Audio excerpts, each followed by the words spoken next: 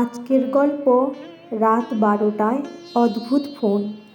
ঠিক রাত 12টা বাজলেই ফোনটা আসে। কর্মসূত্রে থাকি দিল্লিতে, সবে 2 মাস হলো এসেছি। মার্কেটিংয়ের চাকরি, দিনের বেলা কাটছে দিল্লির অলিগলি ঘুরে ঘুরে, আর রাতে কোম্পানির গেস্ট হাউসে। অতিথিশালাটি দিল্লির শহরতলিতে। কোম্পানির গাড়িতে 1 থেকে 1.5 ঘন্টার মধ্যেই পৌঁছে যাওয়া যায়। গেস্ট হাউসটি বেশ গোছানো। আমি ছাড়াও আরও 2জন আছে, দিলীপ আর রমেশ। এছাড়া একজন ম্যানেজার আর ঠাকুর চাকর 2-1জন থাকে দিনের বেলা। আমাদের খাইয়ে দাইয়ে সব কোথাও হাওয়া হয়ে যায় কে জানে। রাত 10টার পরে শুধু নাইট গার্ডস ভরসা। পুরনো আমলের বাড়ি, বেশ বড় বড় ঘর, মোটা দেওয়াল। বাইরে যতই গরম থাকুক না কেন, ভেতরে ঢুকলে মনে হয় এসিতে ঢুকলাম। খিলান দেওয়া সেমি আর্চ টাইপের বড় বড় দরজা জানালা, খড়খড়ি দেওয়া পাল্লা। রাতে তার মধ্য দিয়ে যখন বাতাস আসে তখন অদ্ভুত সব আওয়াজ হয়। এসব অবধি ঠিক ছিল, কিন্তু গোল বাঁধল ওই টেলিফোন নিয়ে। পুরনো আমলে কালো বাক্স টাইপের ফোন, ঘুরিয়ে ডায়াল করার ব্যবস্থা। অস্পষ্ট একটা লোগো আছে ওপরে, মনে হয় MTNL-এর। প্রথম যেদিন থেকে এসেছি সেদিন রাত থেকেই শুরু। প্রথম দিন বাক্স প্যাডটা খুলতে খুলতে রাত হয়ে গেল। হঠাৎ মনে হলো ঘরটা বেশ ঠান্ডা হয়ে গেল, আর সেই সময়ই ফোনটা বেজে উঠল। ফোন বেজে ওঠার পরে কানে লাগিয়ে দেখি আওয়াজ কিচ্ছু নেই, শুধু একটা শোঁ শোঁ করে শব্দ হচ্ছে। বার কতক হ্যালো হ্যালো করে রেখে দিই। ঘড়িতে তাকিয়ে দেখি রাত 12টা বেজে গেছে। সেই শুরু। এখন তো সব মোবাইল, ল্যান্ডফোনে কথা শেষ কবে বলেছি মনেই করতে পারছি না। যাই হোক, প্রথম দিন, নতুন জায়গা, তাই ফালতু ফোন নিয়ে না ভেবে শুয়ে পড়লাম। রাতে ভালো ঘুম হলো না। ভাবলাম নতুন জায়গা, এরকম তো হতেই পারে। পরের দিন আবার অফিস ছোটা, মার্কেট ভিজিট, এইসব করতে করতে দিন কেটে গেল। রাতে খেয়ে দিয়ে শুয়ে পড়লাম। সেদিন একটু তাড়াতাড়ি ঘুমিয়েও পড়েছিলাম। হঠাৎ ঘুম ভেঙে গেল ওই ফোনের ক্রিং ক্রিং আওয়াজে। মনে হলো হাত ঠান্ডায় অসাড় হয়ে গেছে। খুব বিরক্ত লাগলো। মোবাইলে সময় দেখলাম 12টা বেজে 1 মিনিট। কে রে ভাই রাত দুপুরে ইয়ার্কি মারছে? ব্যাচেলার মানুষ, বাড়িতে মা আছেন, তার সাথেই রাতেই কথা হয়ে গেছে। এছাড়া অফিসের কাজ, ফোনাফুনি সব মোবাইলেই হয়। এই ফোনের নম্বরও জানি না, তাই কানে বালিশ চাপা দিয়ে শুয়ে পড়লাম। ফোনটাও খানিকক্ষণ বেজে বেজে চুপ করে গেল। আমিও কখন ঘুমিয়ে পড়েছি মনে নেই। একেবারে রাত কাভার করে উঠলাম। পরের দিন সকালে উঠে আমার প্রথম কাজ হলো ফোনটা সম্বন্ধে তথ্য তাল্লাশ করা। চা দিতে এলো যে তাকে জিজ্ঞাসা করলাম ফোনের নম্বরটা কত। সে বলল তার জানা নেই, শায়েদ কেয়ারটেকার বাবু কো মালুম। আমি 8:30টায় বেরিয়ে যাব, আর কেয়ারটেকার বাবু ঢুকবেন 9টার পরে। না, জ্বালাতনটা আজও সহ্য করতে হবে বলে মনে হচ্ছে। দেখি কাল রোববার, কাল সেই রাতেও একই ঘটনা। বিরক্তি হলেও কিছু করার নেই। ঘরে ফিরেই দেখে নিয়েছি ফোনটা বসানো আছে একটা পুরনো আমলের টেবিলের ওপর, একেবারে দেওয়াল ঘেঁষে। তারটা ফোনের ভেতরে ঢুকে গেছে। আর কোনো জয়েন্ট বক্সও দেখতে পেলাম না যে ডিসকানেক্ট করব। হয়তো টেবিলের নিচে কোথাও আছে। আর ওই জগদ্দল পাথরের মতন টেবিল সরিয়ে খোঁজা আমার কর্ম নয়। থাক, কাল দেখা যাবে ভেবে শুয়ে পড়লাম। 12টার সময় ফোনের আওয়াজে ঘুম ভাঙল। যথারীতি কানে বালিশ চাপা দিয়ে গায়ে চাদরটা টেনে নিলাম আর ঘুমিয়েও পড়লাম। পরের দিন কেয়ারটেকার শর্মাকে ধরলাম। ও তো আকাশ থেকে পড়ল। বলল ফোন একটা আছে বটে, পুরনো, কিন্তু তার তো কোনো বিল দেওয়া হয় না। অন্তত শর্মা যতদিন আছে, প্রায় 2 বছর, কোনো বিল দেওয়া হয়নি। সব বিলই তো ওই ভরে। কোনো টেলিফোন বিল তো আসে না। আচ্ছা সাব, দেখতা হুঁ, বলে সে বেরিয়ে গেল। আমিও বেরিয়ে পড়লাম দিল্লিটা ঘুরে দেখব বলে। ফিরে যখন এলাম দুপুরে লাঞ্চ খাওয়ার সময়, তখন শর্মা একটা ছোকরাকে নিয়ে উপরে গেল টেলিফোনের ব্যাপারে দেখার জন্য। আমি খেয়ে দিয়ে যখন উপরে গেলাম, দেখি শর্মা আর সেই ছোকরা, রাজেশ বোধহয় ওর নাম, দুজনে মিলে টেবিল সরিয়ে ফেলেছে। ফোনের লেজুর তারটা ধরে তুলল আমার সামনেই। দেখলাম 4-5 ফুট পরেই তারটা কাটা, টেবিলের নিচে ঢোকানো ছিল, বাইরে থেকে দেখা যাচ্ছিল না। ব্যাপার স্যাপার দেখে তো আমার গায়ের লোম খাড়া হয়ে গেছে। একটা হিমশীতল স্রোত যেন মাথা থেকে নিচের দিকে নেমে আসছে। টেলিফোন কানে নিয়ে দেখলাম কোনো ডায়াল টোনে নেই, একদম ডেড। আর থাকবেই বা কী করে, তার কাটা টেলিফোনে তো আর আওয়াজ হবে না। আর তারের প্রান্তটা দেখে বোঝাই যাচ্ছে বেশ কিছুদিন আগে এর তার কাটা হয়েছে, অন্তত কয়েক বছর তো হবেই। তাহলে শর্মা বলল, साहब जरूर आपको गलतफहमी हुआ, ये टेलीफोन से आवाज़ कैसे निकलेगा, आप ही बताइए। আমি আর কি বলবো, যুক্তি তো অকাট্য। বললাম, ठीक है भाई, हो सकता है सपना देखा हमने, ठीक है चलो इसको अभी इस घर से निकाल दो। শর্মা ঘাড় নেড়ে টেলিফোনটি নিয়ে চলে গেল। ভাবলাম, যাক বাবা, আপদ বিদায় হলো। মনটা একটু কুগাইছিল ঠিকই, পাত্তা দিইনি। সেদিন সন্ধেবেলা দিলীপ আর রমেশ এসে বলল, চলো বস, একটু পার্টি সার্টি করে আসি। তো বেরোলাম তিনজন মিলে দিল্লির বিখ্যাত নাইট লাইফ চেখে দেখতে। একটা ডিস্কো থেকে একটু খানাপিনা নাচ গান করে যখন বাড়ি ফিরলাম তখন রাত দুপুর হয়ে গেছে। সোজা বিছানায় ঘুম। পরের দিন থেকে আবার অফিস আর সেই গতানুগতিক কাজ। সেদিন রাতে যখন বিছানায় আশ্রয় করলাম তখন থেকেই মনটা কীরকম খচখচ করছে। কী যেন একটা দেখেছি, অথচ বুঝতেই পারছি না। এই রকম একটা চিন্তা মনের মধ্যে। সেটা যে ঠিক তা বুঝতে পারলাম রাত 12টায়, যখন ফোনটা বেজে উঠল। ঘরের মধ্যে যেন বরফ পড়েছে মনে হচ্ছে। বুঝতে পারলাম ঘরে ঢুকেই ফোনটাকেই দেখেছি, কিন্তু মনে রেজিস্টার করিনি। এ কী ভুতুড়ে ব্যাপার রে বাবা, আমি নিজের চোখে দেখেছি শর্মা ফোনটা নিয়ে চলে গেল। তাহলে এখন ফোন আসে কোথা থেকে? জেগে আছি না স্বপ্ন দেখছি বোঝার জন্য সজোরে একটা চিমটিও কাটলাম গায়ে।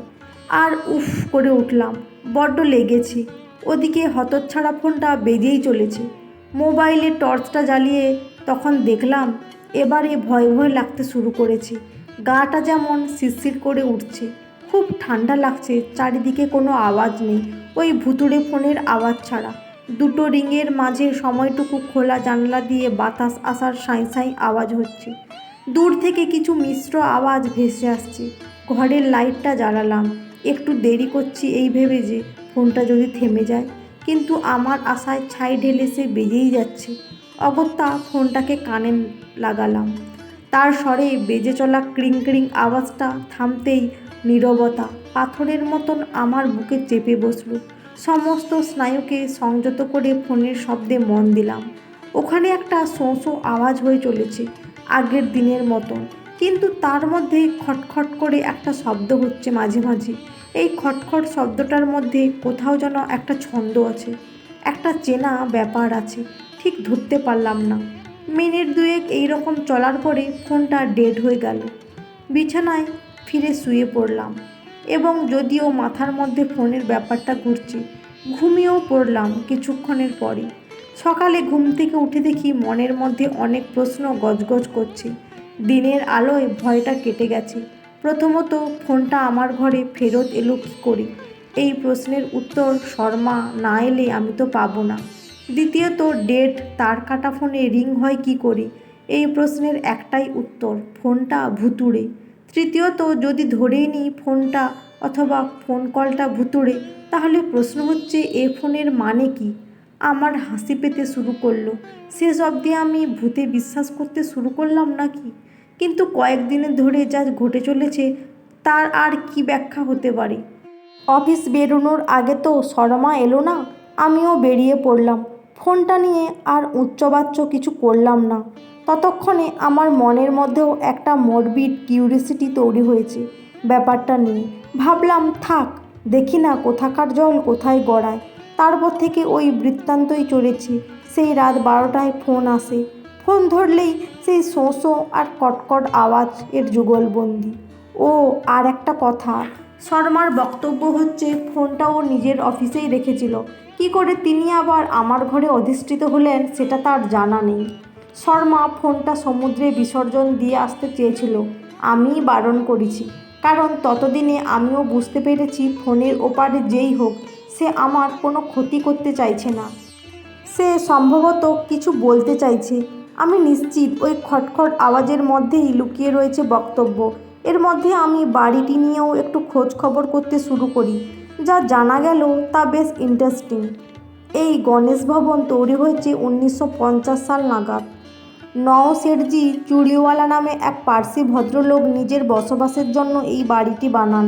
বছর 25 পর তিনি মারা যাওয়ার পর তার ছেলেমেয়েরা, যারা কেউ এখন দেশে থাকে না, একজন অস্ট্রেলিয়ায় আর একজন আমেরিকায়, বাড়িটি বেচে দেন ঢোলাকিয়া অ্যান্ড সন্স নামে এক রিয়েল এস্টেট কোম্পানির কাছে। এরা বিভিন্ন সংস্থায় বাড়ি লিজে ভাড়া খাটায়। 2-3টে সংস্থার পরে আমাদের কোম্পানি আপাতত বাড়িটি ভাড়া নিয়ে ট্রানজিট গেস্ট হাউস হিসেবে ব্যবহার করেছে। ট্রানজিট মানে একটা পাকাপাকি বন্দোবস্ত না হওয়া অবধি কোম্পানির মাঝারি মাপের অফিসাররা এখানে থাকেন, তারপর প্রপার দিল্লিতে কোনো ফ্ল্যাটে শিফট করে দেওয়া হয়। তা এই ঢোলাকিয়া অ্যান্ড সন্স 80-র দশকের প্রথম দিকে যাদের ভাড়া দেয় সেটি হলো কোঙ্কণ রেলওয়ে। কোঙ্কণ রেলওয়ে তখন সবে তৈরি হচ্ছে। সেই কোম্পানির এক কমিউনিকেশন ইঞ্জিনিয়ার তার নবপরিণীতা স্ত্রীসহ একদিন স্রেফ লোপাট হয়ে যান এই বাড়ি থেকে। সেটা গণেশ চতুর্থীর সময়। দিল্লিতে এই সময় পরপর কয়েকদিনের ছুটি থাকে, অনেকটা আমাদের কলকাতার দুর্গাপূজার মতন। ফলে যখন ছুটির পরেও ইঞ্জিনিয়ার সাহেব জয়েন করলেন না, তখন খোঁজ খবর করে দেখা গেল যে ইঞ্জিনিয়ার সাহেব ও তার বিবি লাপাতা। পুলিশ আসে, এনকোয়ারি হয়, কিন্তু কোনো খবর তাদের পাওয়া যায় না। পুলিশের খাতায় মিসিং হিসেবেই এখনও তাদের নাম লেখা আছে। এসব জানা আমার কিন্তু একদিনে হয়নি। বিভিন্ন লোকের সাথে ভাব জমিয়ে, পান বিড়ির দোকানের মালিক, লোকাল একটা রেস্টুরেন্টের আছে তার মালিক, এবং সর্বোপরি গুগল দেবের দেওয়া তথ্য বিশ্লেষণ করে এগুলো জানা গেল। বুঝতেই পারছেন যে ব্যাপারটা আমার মাথার মধ্যে ঢুকে সবসময় খোঁচা মারছিল, এমনকি ঘুমানোর সময়ও ভুলতে পারছি না। সেই রকমই একদিন আধো ঘুম আধো জাগরণে বুঝতে পারলাম যে ফোনের খটখট আওয়াজটা আসলে টেলিগ্রাফিক মর্স কোডের মতো শোনাচ্ছে। উত্তেজনায় ঘুম ভেঙে গেল। বুঝলাম আর ঘুম আসার কোনো আশা নেই। কী করি? উঠে পড়ে বাবা গুগল দেবের শরণাপন্ন হলাম। কমার্সের ছেলে, কিন্তু ছোটোবেলায় হ্যাম রেডিও সিগন্যালিং এর শখ হয়েছিল। তখন মর্স কোডিং শিখতে হয়েছিল।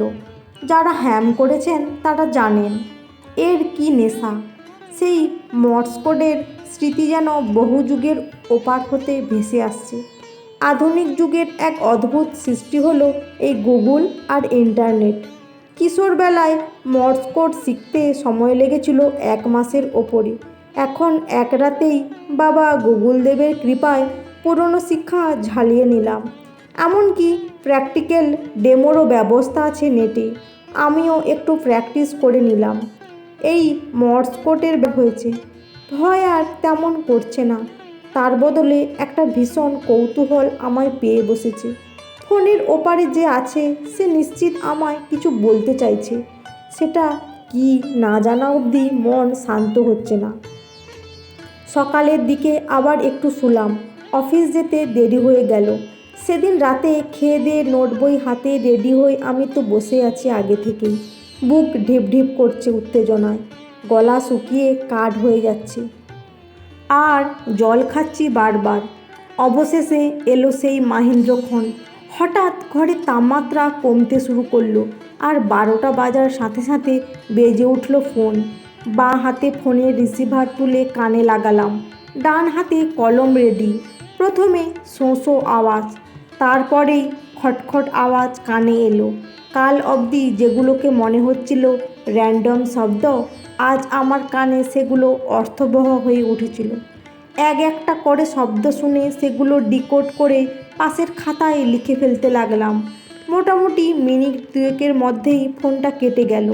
আমিও খাতার দিকে তাকিয়ে দেখলাম ইংরেজিতে 3টে সেন্টেন্স লিখে ফেলেছি। খানিকক্ষণ আচ্ছন্নের মতন বসে রইলাম লেখাটার দিকে তাকিয়ে। সত্যি কি কোনো বিদেহী আত্মার সাথে কথা বললাম হ্যাম রেডিওতে? নাকি কেউ কোনো প্র্যাকটিক্যাল যোগ করছে আমার সাথে। কিন্তু অনেক চিন্তা করেও এই ব্যাপারে আমার সাথে কেউ রসিকতা কেন করবে, তার কোনো যুক্তিগ্রাহ্য ব্যাখ্যা পেলাম না। প্রথমত, এই ঘটনাটা আমি কাউকেই বলিনি। দ্বিতীয়ত, ফোন নিয়ে যে একটা সমস্যা হচ্ছে সেটাও একমাত্র কেয়ারটেকার শর্মা ছাড়া কেউ জানে না। আর ও তো জানেই না যে ফোনটার এখনও রিং হয় রাতে। আর তাছাড়া হ্যামের বা তো আমি নিজের কানেই শুনেছি। এ ব্যাপারে কোনো সন্দেহ নেই। সন্দেহ মেটাতে টেবিলটার পিছন থেকে টেনে ফোনের তারটা বের করে দেখলাম, তার কাটাই আছে এখনও। এর একটাই ব্যাখ্যা হয়, নিশ্চিত ব্যাপারটা অতি প্রাকৃতই বটে। লেখাটা বারবার মন দিয়ে পড়লাম। প্রেরকের মধ্যে দিয়ে অনেকগুলো বার্তা দিয়েছে আমাকে। প্রথম বার্তা, প্রেরকের নাম বিপিন এবং আরতি সিং। 2, এরা দুজনেই অথবা একজন কোঙ্কণ রেলওয়েতে কমিউনিকেশন ইঞ্জিনিয়ার হিসেবে কর্মরত ছিলেন। 3, এদেরকে খুন করা হয়েছে। 4, এর লেখা একটা ডায়েরি এই বাড়ির বাথরুমে কোথাও লুকিয়ে রাখা আছে। তার মধ্যে হয়তো নতুন কিছু তথ্য প্রমাণ থাকতে পারে। 5, করঞ্জাদি আর ভিনেরে স্টেশনের মাঝে কোনো পরিত্যক্ত জলের ট্রাঙ্কে এদের লাশ লুকানো আছে। আমাকে এই তথ্যগুলি জানানোর মানে হলো আমাকে একটু খোঁজখবর নিয়ে দোষীদের শাস্তির ব্যবস্থা করতে হবে। খুনের মামলা যতদূর জানি তামাদি হয় না। আর বিপিন আর আরতি সিং যে ওই বেপাত্তা হয়ে যাওয়া স্বামী স্ত্রী যারা কিনা এই ঘরেই থাকতো, সেটা তো পরিষ্কার একটু চিন্তা করলেই বোঝা যাচ্ছে। ঘুম চটকে গেছে। অগত্যা উঠে আবার বাবা গুগল দেবের শরণাপন্ন হলাম। গুগলে লেখা আছে করঞ্জাদি আর ভিনেরে স্টেশন দুটি কোঙ্কণ রেলওয়ের দুটি পাশাপাশি স্টেশন। দিল্লি থেকে দূরত্ব 50-55 কিমি। এবারে বাথরুমে গিয়ে দেখতে হবে ডায়েরি পাওয়া যায় কিনা। কিন্তু এতক্ষণের অশরীরী কাণ্ডকারখানায় একটু ভয় ভয় লাগতে শুরু করেছে। ঠিক করলাম দিনের আলো ফুটুক, তারপরে দেখব বাথরুমে গিয়ে কি পাওয়া যায়। এই রাত্রে আর যাব না। ছেঁড়া ছেঁড়া ঘুম আর স্বপ্ন দেখে বাকি রাতটুকু কাটল। পরের দিন সকালেই বাথরুমে হানা দিলাম। কোমরটা বসানো আছে দেওয়াল ঘেঁষে। তার পিছনে দেওয়ালে যে টাইলস বসানো আছে সেগুলি বেশ পুরনো, বড় বড় পাথরের টুকরো। দীর্ঘদিনের অযত্নের ফলে বিবর্ণ আর জীর্ণ হয়ে এসেছে। জলের দাগ আর আয়রনের দাগ সব টাইলসগুলোতে অজস্র ছাপ ফেলেছে। কোমোডের ঠিক পিছনে এক সারি পাথর রয়েছে, যেগুলো 2 ফুট চওড়া আর 1 ফুট লম্বা। ফোনের ডিকোডের বার্তা মোতাবেক এই টালিগুলোর কোনোটা নিচেই আছে সেই ডায়েরি। আমি বাথরুমের ব্রাশটার পিছন দিক দিয়ে নিচ থেকে পাথরগুলোয় টোকা মারতে শুরু করলাম। নিচের দিক থেকে 3 নম্বর পাথরটায় মনে হলো ঢ্যাপ ঢ্যাপ আওয়াজ হচ্ছে। নিশ্চিত হওয়ার জন্য বাকি টালিগুলো সব কটাতেই টোকা মারলাম। হ্যাঁ, শুধু 3 নম্বরটাতেই ফাঁপা আওয়াজ হচ্ছে। আমার কাছে একটা ইউটিলিটি বক্স সবসময় থাকে। তার মধ্যে থেকে একটা স্ক্রুড্রাইভার নিয়ে এসে আমি ওই পাথরটার সাথে পাশেরটার জয়েনিংয়ের খাঁজের মধ্যে ঢুকিয়ে লম্বা করে ধীরে ধীরে খুঁড়তে লাগলাম। একটু খুঁড়তেই বোঝা গেল যে এই জোড়াটা সিমেন্ট দিয়ে নয়, প্লাস্টার অফ প্যারিস দিয়ে লাগানো হয়েছে। স্ক্রুড্রাইভারের খোঁচায় সহজেই উঠে আসছে জোড়ের মশলা। তারপরে জোড়ের ফাঁক দিয়ে স্ক্রুড্রাইভারের ফলাটা ঢুকিয়ে একটু চাড় দিতেই পাথরটা উঠে এলো। পাথরের নিচে দেওয়ালে একটা ফোকর মতো আছে, তাতে ওয়েল ক্লথে জড়ানো একটি প্যাকেট। সাবধানে বাইরের ঘরে নিয়ে এসে খুলে দেখি ভেতরে একটা ডায়েরি আর কিছু আলাদা কাগজপত্র ও কয়েকটা ফটোগ্রাফ। ডায়েরিটা আগে খুললাম। জীর্ণ হয়ে এসেছে, পাতায় ড্যাম ধরেছে, তবে পড়া যাচ্ছে। বেশিরভাগ ইংরেজিতে আর কিছু কিছু অংশ হিন্দিতে লেখা। ছোট ছোট এন্ট্রি, শেষ লেখা 3রা সেপ্টেম্বর 1984। তার 3 মাস আগে থেকে লেখা শুরু হয়েছে। বাংলা তর্জমা করে নিচ কয়েকটা উল্লেখযোগ্য এন্ট্রি দিচ্ছি। 5ই জুন 1984। আজ সকালে আরতিকে নিয়ে ফিরলাম পাটনা থেকে। বিয়ের পর মাত্র 10 দিন কেটেছে, সেগুলো বাড়িতে বিভিন্ন রকমের প্রথা আর নিমন্ত্রণ রক্ষা করতেই কেটে গিয়েছে। হানিমুনও করতে যেতে পারিনি। টিকিট কাটা ছিল কাশ্মীর যাওয়ার জন্য। যেদিন যাব তার আগের দিন অফিস থেকে জরুরি তার এলো আদেশ স্যারের, অগত্যা হানিমুন ক্যান্সেল। এসে গেলাম দিল্লিতে। আরতি খুব ভালো মেয়ে, এসে এর মধ্যেই বেশ গুছিয়ে নিয়েছে। 22শে জুলাই 1984 4 দিনের ছুটি নিয়ে ঘুরে এলাম লোনাভালা খান্ডালা। অপূর্ব জায়গা। আরতিও খুব খুশি হয়েছে। প্রকৃতি মায়ের কোলে আরতির সাথে আমার যেন নতুন করে মিলন হলো। আজ গলা ছেড়ে বলতে পারি আমি সুখী। হে ভগবান, এত সুখ যখন দিয়েইছ তখন যেন কেড়ে নিও না। 22শে আগস্ট 1984। আজ আদেশ সাহেবের সাথে বেশ কথা কাটাকাটি হয়ে গেল। টেলিগ্রাফিক পোলের ট্রান্সমিটারের জন্য টেন্ডার জমা পড়েছে কিছু। লাস্ট ডেট 28 তারিখ।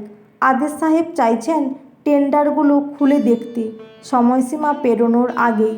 কারণটা সহজেই বোধগম্য। লোয়েস্ট বিড দেখে উনি কোনো দামি কোম্পানির হয়ে আরও কমে টেন্ডার জমা দেবেন। গোটা রেলওয়ে লাইনের জন্য টেন্ডার আনুমানিক 200 কোটি টাকার। আমায় বলেছেন টেন্ডার দেখিয়ে দিলে 1% আমার। কিন্তু কোনো কারণেই যত টাকার লোভ দেখাক না কেন, আমার ইমান আমি কিছুতেই বেচব না। 27শে আগস্ট 1984। আমি রাজি হলাম না, কিন্তু মনে হচ্ছে আমার কলিগ সত্যেন্দ্রভূষণ আদেশ স্যারের প্রস্তাবে রাজি হয়ে গেছে। কালকে টেন্ডার জমা পড়ার শেষ দিন। পরশু থেকে গণেশ চতুর্থীর ছুটি। ছুটির পরে আবার অফিস খুলবে 4শে সেপ্টেম্বর। সেদিনই খোলা হবে টেন্ডার। আমি সবসময় টেন্ডার বাক্সের ওপর নজর রাখছি, কিন্তু অফিস টাইমের বাইরে কি করব মাথায় ঢুকছে না। 28শে আগস্ট 1984। গতকাল রাত্রেই টেন্ডার বাক্স খোলা হয়েছিল। আমার কাছে অকাট্য প্রমাণ আছে। সত্যেন্দ্র অফিস ছুটি হওয়ার পরে বেরোচ্ছিল না দেখে আমি বাড়ি যাওয়ার অছিলা করে বাথরুমে লুকিয়ে পড়লাম। 7টার সময় অফিস যখন শুনশান, তখন টেন্ডার বাক্স যেখানে রাখা থাকে তার উল্টো দিকের অফিসে টেবিলের পিছনে লুকিয়ে বসে পড়লাম। 7:30টার সময় সত্যেন্দ্র অফিস থেকে বেরিয়ে এসে টেন্ডার অফিসের ঘরে ঢুকলো। তালা খুলে দিল দারোয়ান। আমার সন্দেহ ছিলই, ক্যামেরা নিয়ে এসেছিলাম তাই। ছবি তুলে রেখেছি। ফেরার পথে আর্জেন্ট ডেভেলপ করতে দিয়ে এসেছি, আজ হাতে পাবো। কিন্তু মুশকিল হলো বেরোনোর সময় দারোয়ান আমাকে দেখে ফেলেছে। দেখি আগে ছবি হাতে পাই, তারপর জিএমের কাছে গিয়ে নালিশ করব। সত্যেন্দ্র আদেশ স্যারের কারোর চাউনিটা ভালো দেখাচ্ছে না। আমার মনে হচ্ছে প্রাণের ভয় আছে। 29শে আগস্ট 1984। আজ জিএম স্যারের বাড়িতে গেছিলাম সব সাক্ষ্য প্রমাণ নিয়ে। উনি ধৈর্য ধরে সব শুনে বললেন ছবিগুলো ওনাকে দিয়ে যেতে। ছুটির পরে অফিস খুললে উনি ব্যবস্থা নেবেন। সবই ঠিক আছে, কিন্তু মনটা খুঁতখুত করছে। জিএম স্যারের বাংলো থেকে ফেরার পথে দেখি আদেশ স্যারের গাড়িটা ওই দিকেই যাচ্ছে। গাড়িতে সত্যেন্দ্রও আছে। আচ্ছা, এরা কি সব তাহলে একসাথে ঘোটালা করছে? তাহলে তো আমার মহাবিপদ। আমার কাছে ছবির এক্সট্রা কপি আছে, ওরা তো জানে না। কি করব বুঝতে পারছি না। পুলিশে যাব? যাই হোক, ঠিক করেছি আজ এই ডায়েরি আর ছবিগুলো ভালো করে লুকিয়ে রাখবো। যদি আমার কিছু হয়ে যায় তাহলে আরতিকে বলে রাখবো পুলিশের কাছে যেতে। আরতির টিকিট কেটে রেখেছি, পরশু ওকে বাড়ি পাঠিয়ে দেব। এখানেই ডায়েরির এন্ট্রি শেষ। কাগজপত্রগুলো বের করে দেখি, ওর মধ্যে সাদা কালো কতগুলি ফটো রয়েছে। একটু অস্পষ্ট আর মোটামুটি গ্রেইনি হলেও বোঝা যাচ্ছে মোটামুটি। এগুলো তাহলে ওই ফটো। এছাড়াও কতগুলি টেন্ডার ফর্মের ফটোও আছে। করিতকর্মার ছেলে বলতে হবে। বেশ আটঘাট বেঁধে কাজ করেছিল। সারাদিন চিন্তায় চিন্তায় কেটে গেল। কি করব বুঝতে পারছি না। মানে বেস্ট কোর্স অফ অ্যাকশান কী হবে? সন্ধে নাগাদ ঠিক করল কাল শনিবার, কাল লোকাল থানায় যাব। এইসব ভুতুড়ে ফোনের গল্প তো আর ওদের বলা যাবে না, অন্য গপ্প বলতে হবে। ঠিক করলাম বলবো। কোমরের পিছনের পাথরটা হঠাৎ খুলে পড়ে যাওয়ায় আমি এই প্যাকেটটা হাতে পাই। ডায়েরিটা কৌতূহলবশত পড়ার পরে আমার মনে হলো ব্যাপারটা পুলিশে রিপোর্ট করা দরকার, তাই জিডি করতে এসেছি। সেই মতো পরের দিন যখন থানায় গিয়ে রিপোর্ট করলাম, তখন ডায়েরির লেখা দেখে ওখানে তো শোরগোল পড়ে গেল। ফাইল ঘেঁটে দেখা গেল বিপিন আর আরতি সিংয়ের কেসটা এখনও আনসলভ হয়ে পড়ে আছে। এটার একটা হিল্লে হওয়ার সম্ভাবনা দেখা যাওয়ায় ওরা খুব দ্রুত নড়ে চড়ে বসলো। পুলিশ খুব দ্রুত তদন্ত শুরু করলো। চাঞ্চল্যকর কেস, প্রায় 30-32 বছর আগেকার খুনের কেস রিওপেন হয়েছে। ডায়েরিটাকে পুলিশ প্রায় ডায়েরি ডিক্লারেশনের মর্যাদা দিচ্ছে, কিন্তু বডি অফ এভিডেন্স অর্থাৎ যারা খুন হয়েছে বলে পুলিশ দাবি করছে তাদের বডি খুঁজে পাওয়া যায়নি। তাই কেসটা দানা বাঁধছে না। একমাত্র আমি জানি লাশ কোথায় আছে, কিন্তু সেটা তো আর ডায়েরিতে লেখা নেই, আর আমিও তো পুলিশকে গিয়ে বলতে পারছি না। তাহলে পুলিশ আমাকে নিয়েই টানাটানি শুরু করবে। যারা খুন হয়েছে তারাই আমায় ফোন করে এসে বলে গেছে। এসব গাঁজাখুরি কথা পুলিশ তো আর বিশ্বাস করবে না অগত্যা। তাই একদিন সকালে স্টেশনের কাছে একটা ফোন নিয়ে থানায় ফোন করে টিপ দিয়ে দিলাম। লাশের ঠিকানা পেতে গেলে করঞ্জাদি আর ভিনেরো স্টেশনের মাঝের পরিত্যক্ত জল ট্যাঙ্কিগুলো সার্চ করুন। 3 দিনের মধ্যে পুলিশ 2টো কঙ্কাল উদ্ধার করলো। 2 মাসের মধ্যে জেনেটিক টেস্টিং করে আইডেন্টিটি কনফার্ম হলো ওগুলো বিপিন আর আরতি সিংয়ের কঙ্কালই বটে। এর জন্য বিপিন আর আরতির বাবা মায়ের জিনের নমুনা জোগাড় করতে হয়েছিল বলে একটু দেরি হলো। এবারে কেস ফাইল হলো। সতেন্দ্র ভূষণ আর আদেশ গ্রেপ্তার হলো প্রথমে। তাদের জেরা করে জানা গেল এই টেন্ডার চক্রের মধ্যে জিএম, এজিএম, পারচেস অফিসার আদেশ শর্মা, ইঞ্জিনিয়ার সতেন্দ্র ভূষণ, দারোয়ান শিবপূজন সবাই জড়িত ছিল। যে ভাড়াটে খুনিদের ওরা বিপিনকে খুনের সুপারি দিয়েছিল সে কোনো অসুবিধায় পড়ে বিপিনের সাথে আরতিকেও খুন করে। তাদের আর এতদিন পরে কোনো হদিশ পাওয়া যায়নি। বাকিদের মধ্যে জিএম সাহেব অলরেডি কিছুদিন আগে মরে বেঁচেছেন। বাকিদের সবার ক্রিমিনাল কনস্পিরেসি ট্যান্টামাউন্ট টু মার্ডারের দায়ে যাবজ্জীবন কারাদণ্ড হয়ে গেল। 6 মাসের মধ্যে সব কার্যক্রম সমাপ্ত। এদের মধ্যে সতেন্দ্র ভূষণ ছাড়া সবাই রিটায়ার্ড এখন। অবশ্য অভিযুক্তরা এবারে উচ্চতর আদালতে গেছে, কিন্তু সেখানে ওদের রেহাই পাওয়ার সম্ভাবনা কম, কারণ শিবপূজন এবারে রাজসাক্ষী হয়ে গেছে। যেদিন পুলিশ ফাইনালি সব সাক্ষ্য প্রমাণ সহ কোর্টে কেস ফাইল করলো সেদিন শেষবারের মতন ফোনে রিং হলো রাত ঠিক 12টায়। শুধু 2টি মাত্র শব্দ মর্স কোডের মাধ্যমে শুনতে পেলাম, থ্যাংক ইউ। এরপরে চিরতরে স্তব্ধ হয়ে গেল ওই ফোন। আরও প্রায় 3 মাস ছিলাম ওখানে, আর কোনো দিন বাজেনি ওই ফোন। বন্ধুরা, আজকের গল্পটি কেমন লাগলো? যদি ভালো লেগে থাকে অবশ্যই একটি লাইক দিয়ে চ্যানেলটা সাবস্ক্রাইব করে পাশে থাকবেন। অসংখ্য ধন্যবাদ।